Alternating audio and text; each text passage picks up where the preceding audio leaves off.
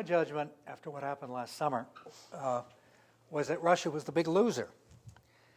It did something in the Caucasus where it thought this be a way of asserting that it was back and standing tall and that nobody really cared, and this is a way of getting everybody's attention and sphere of influence and all this kind of thing.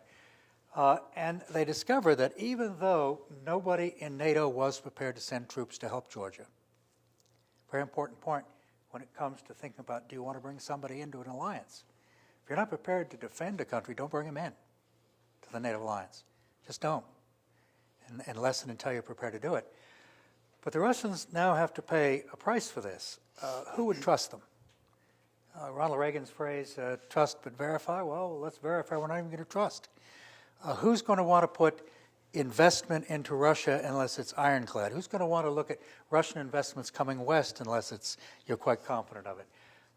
Countries that have been happily, if that's the right word, becoming dependent upon Russian hydrocarbons are now going to try, even though it's going to take years, to find alternatives to that.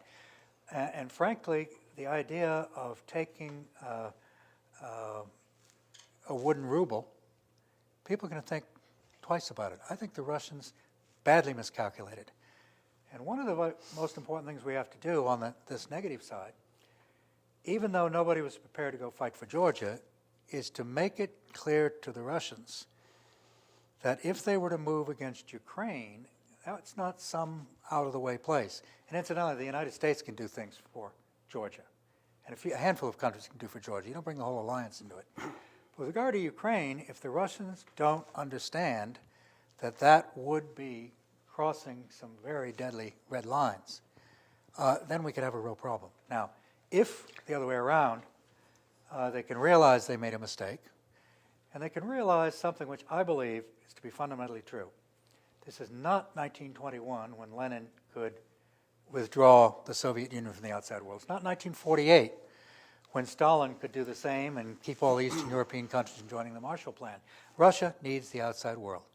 Now, I've been quoted as saying something, so I may as well repeat it here, which I said after the thing with Georgia. Russia really hasn't done a lot with the money it's earned. It hasn't done a lot of reinvestment. It's essentially a rentier state, meaning it's got an exportable commodity. And the line I've used, Russia is Saudi Arabia with trees.